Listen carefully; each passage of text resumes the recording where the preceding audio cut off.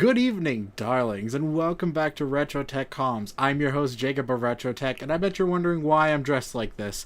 Well, if the cap and tassel aren't obvious, I graduated.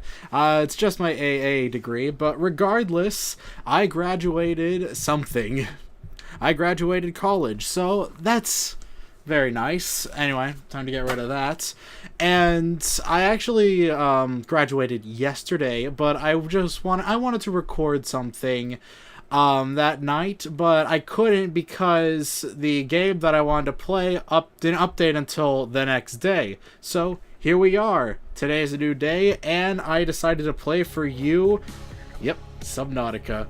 So let's go ahead and get right into it. There have been a ton of updates since the last time I played this. An absolute ton of updates. There's been a ton of updates. It's been months since I last recorded this game. So I would like to showcase to all of you what is new in this game. Now I'm obviously not going to get to everything all in one episode.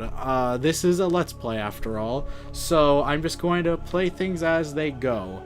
There have been a ton of updates, and I already know what the updates are, so you're not going to get any genuine reactions. Well, you will, because I only know general things. But once we get to like the intricate stuff, you'll get genuine reactions then. But other than that, I don't really know much about what's happened. So, about the new update. The new update I'm talking about is the Precursor update. But anyway, cutscene's beginning. Let's go ahead. Attention. Hull failure imminent. Personnel abandon ship.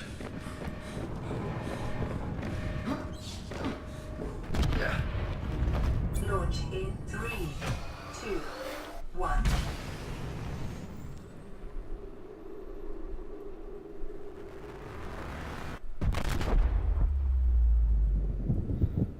Yep, there's a cutscene now.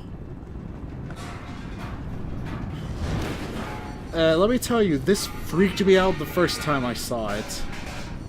Ah! Okay, I can never anticipate that. I always forget that happens. Anyway.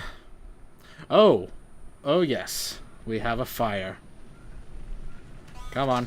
Let me out. Let me out. Let me out. Let me out.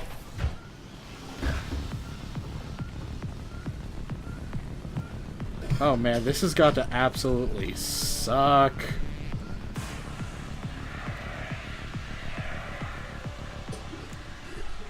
Ugh.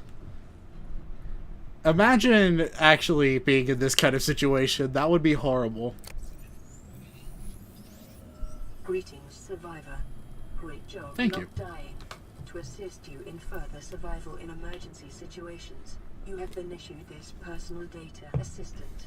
The interface visible now will organize your inventory, display currently available construction blueprints, and holds other valuable information. Please take a moment to familiarize yourself with it. Yep. So that's a fancy new cutscene that is in this game, and I really like this cutscene. There was a charm to the old one, but this new cutscene's great. Initializing PDA in emergency mode, this program will catalog your inventory, record essential information, and issue survival advice as necessary. It has one directive: to keep you alive on a hostile world. Good luck. Good luck. Situational assessment. Time, T plus 3 hours since planetfall. Life pod hull secure. Communications offline.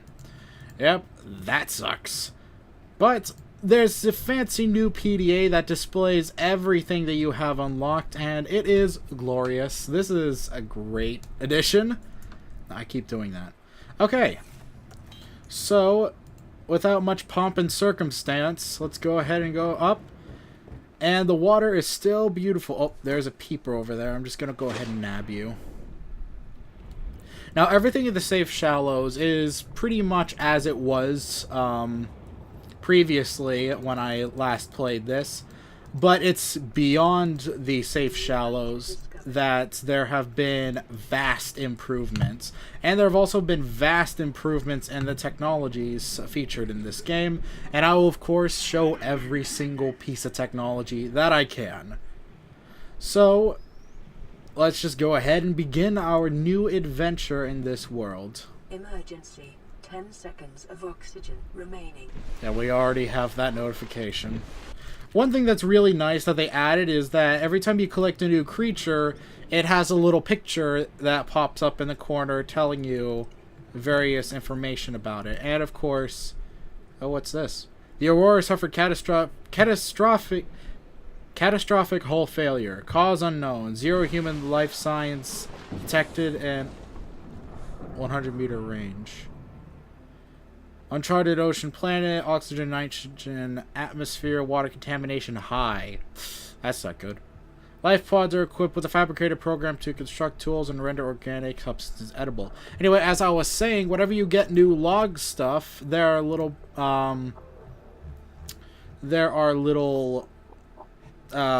icons that appear in the corner of these tabs to show you, hey, stupid, you got some new stuff. So that's convenience, definitely. Right now, I'm just gathering food because food is a necessity. And whenever you're on your first days here, you're going to want to collect a... Well, are you dead? Yeah, you're dead. Alright. You're probably just going to rot in my inventory. But anyway...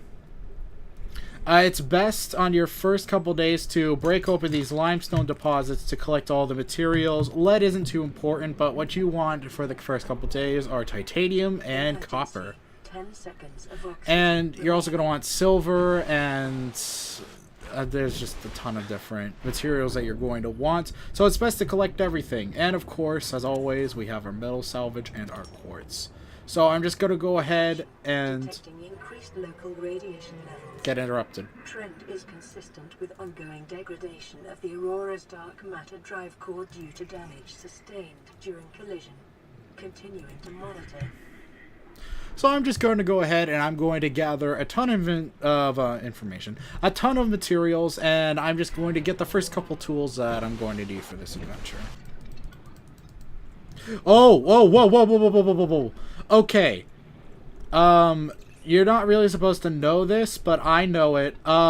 Anything with green spots, avoid, because those are going to be important story elements later on down the line. So, if it's got bright green spots on it, avoid it. Avoid it like the plague, because, well, it quite literally is a plague.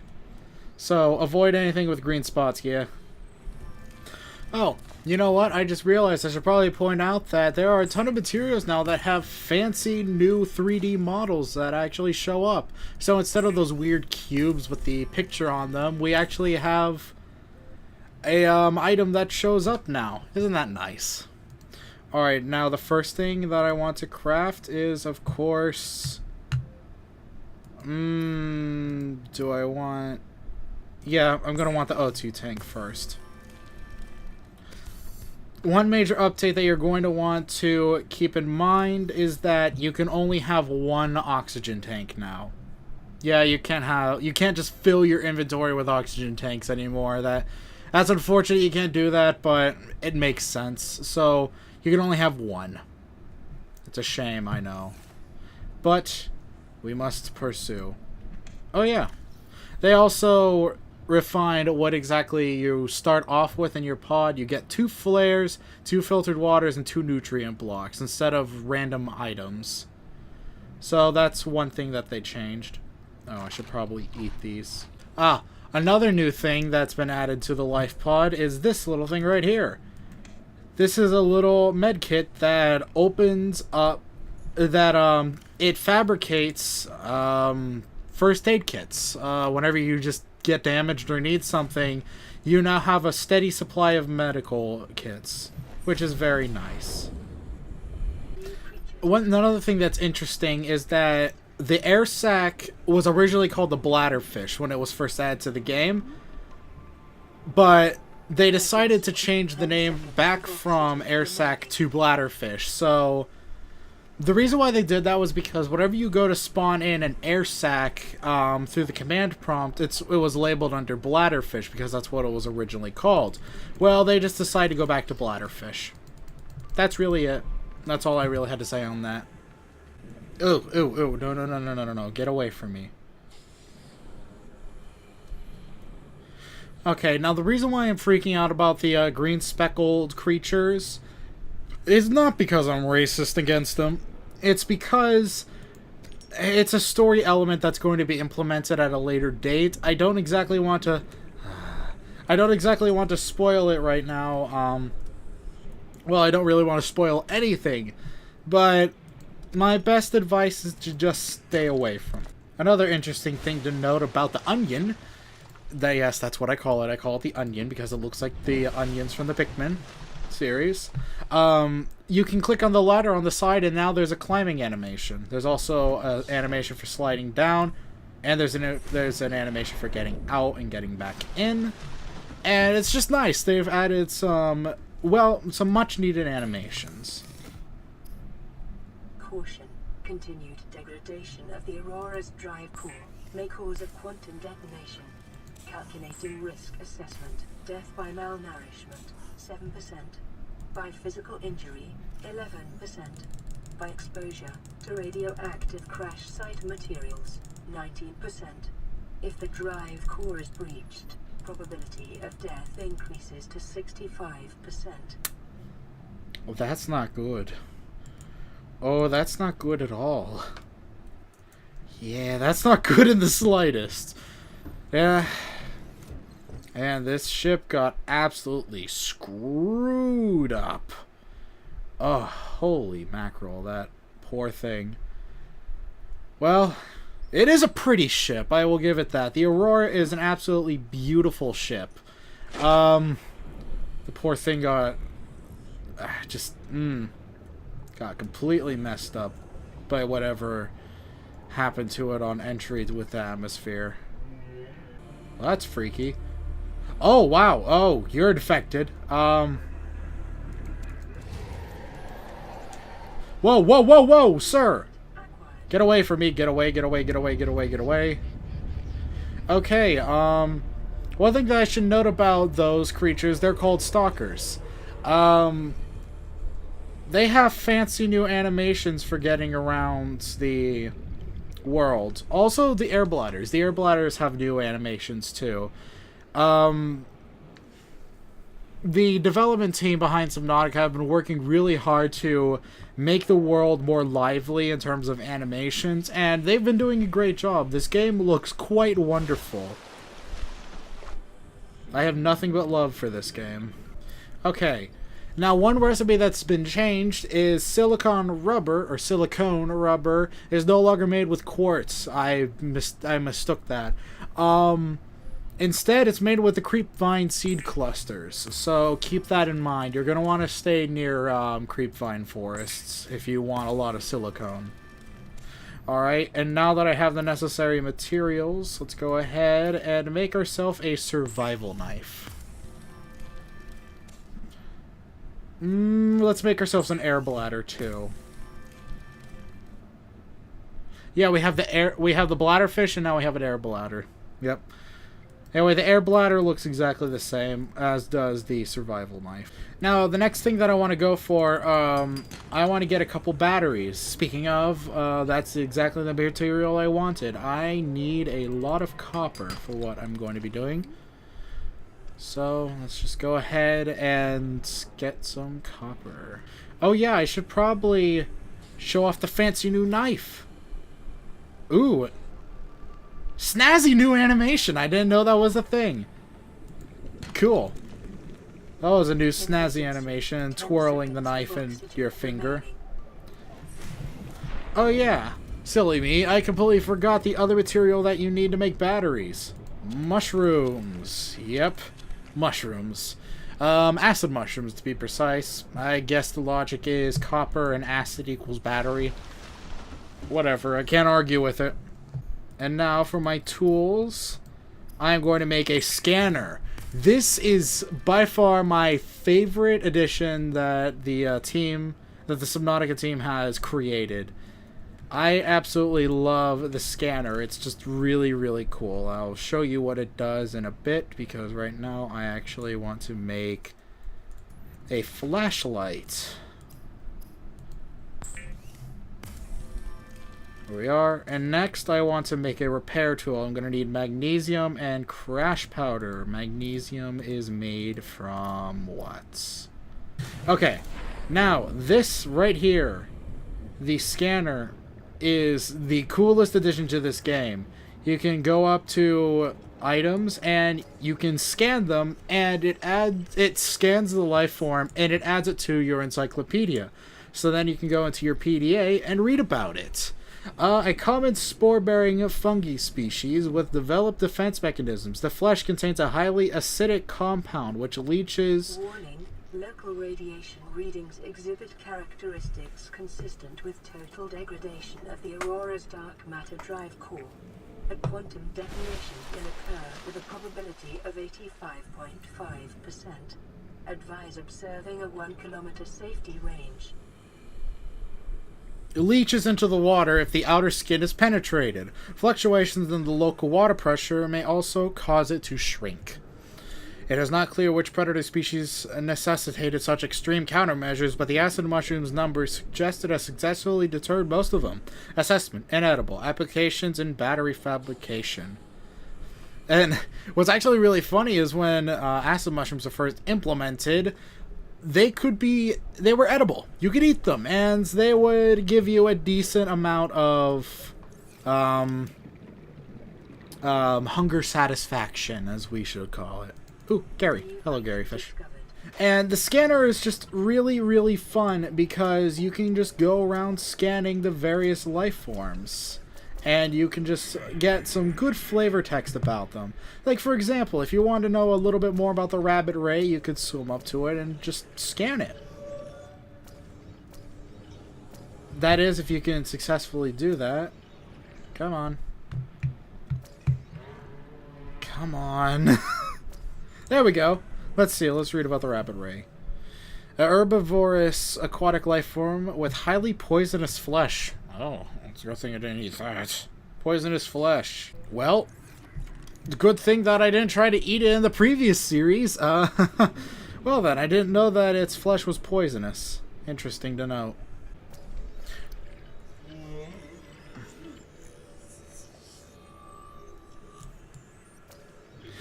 Another interesting thing is that some of the various life forms around the planet, like the writhing weed and the blue palm, they don't really do much for you, but you can actually scan them, and they have flavor text of their own, so that's an interesting thing to note. They haven't quite gotten scanning the creep vines correct yet, but hey, I mean, they tried.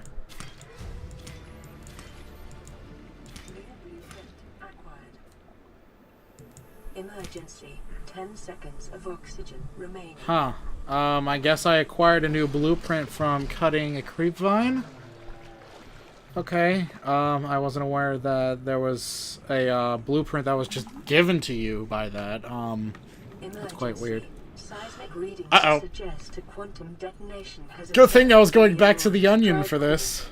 The central dark matter reactor will reach a supercritical state in T-minus 10, 9, 8, 7, Where is the... There it is. 6, 5, 4, 3, 2. Yup. This is happening.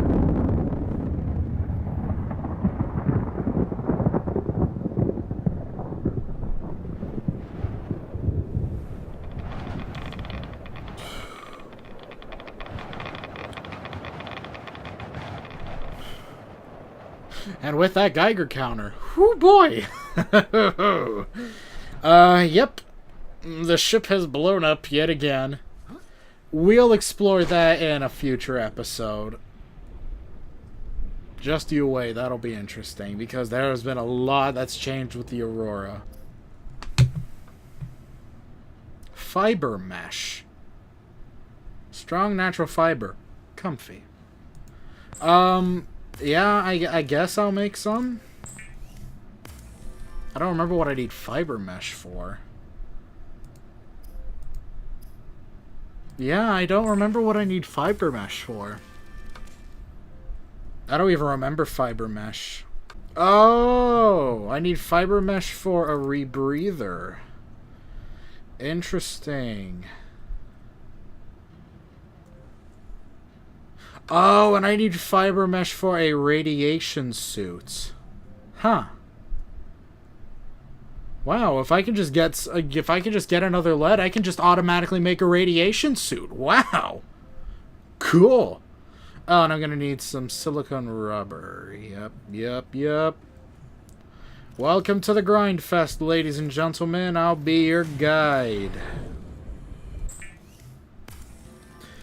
Okay, I just made some silicone rubber. Why don't we make for ourselves some fins? Yeah. Alright. That should make us swim just a little bit faster. Alright, back to the grind. Ah, there we go. There's my second lead. I can make a radiation suit now. Wunderbar. Let's go ahead and make that radiation suit then. Ooh, it's gonna take a while to make. Yeah! Alright. Now I can safely go by the Aurora. That was fast. I remember it took me forever to make that. Oh, I might just find... Yeah, there's one. That's an egg. I don't want an egg. Holy cats. Get out of the way. Get out of the way. Come on. Give me that sweet powder. Give it to me. Thank you. Okay, we're out of here. I got the crash powder. Whoo, boy. Oh, I'm surprised I got out of both of those situations unscathed. That was really odd. This game was being too nice to me. Yeah, first it lets me craft the radiation suit in under 40 minutes. Then it lets me survive unscathed 2 crash fish encounters. What's up with this game right now? That's a little scary. I think things might go downhill for this series very fast. But regardless, we're in, we're safe. Let's go ahead and make the repair tool. So first I want to go ahead and craft the magnesium. Now down to the tools, let's make the repair tool. So we can fix some of this crap in here. Okay. Let's go ahead and fix this thing up.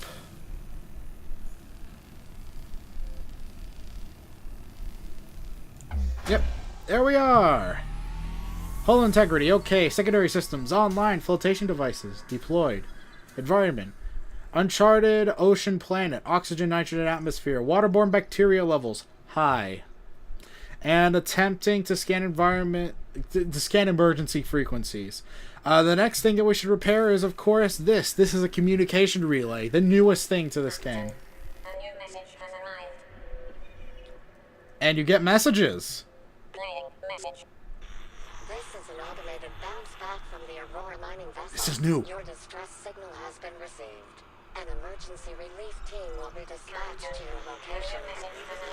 Estimated arrival time 9 hours. That's 27 years. Okay, anyway. That wasn't voiced over before. That's freaky. That scared me. Playing message. This is Lafette and LifePod 17. I survived impact, but there's something outside the hatch and it's trying to get in. If anyone's still out there, my coordinates are attached. This message will now repeat. Okay. I didn't know there were other survivors. Okay, well, you just got a genuine reaction out of me yet. There are survivors! LifePod 17. Where is that? Where's LifePod 17? LifePod 17, I'm coming for you! Oh my goodness, there are survivors! I didn't know this! Oh my god, I hope I'm not too late. You know what? I just realized this game's trying to jape me. I know I'm too late. Because what would be the point of this game if I could find other survivors? I know I'm too late. Damn it. You got my hopes up, developers. You got my hopes up. Come on. That's just freaking cruel, man. Not cool. You know what? I think I'm going to save that exploring to LifePod 17 for the next episode. because I've been recording this long enough and I've gotten a good start. This is Jacob of RetroTech signing off, and in the next episode we're going to explore Life Pod 17. Hopefully I can get to it, because it looks like it's far down, and I'll show you some more of the updates in this game. This is Jacob of RetroTech signing off. Goodbye, everyone.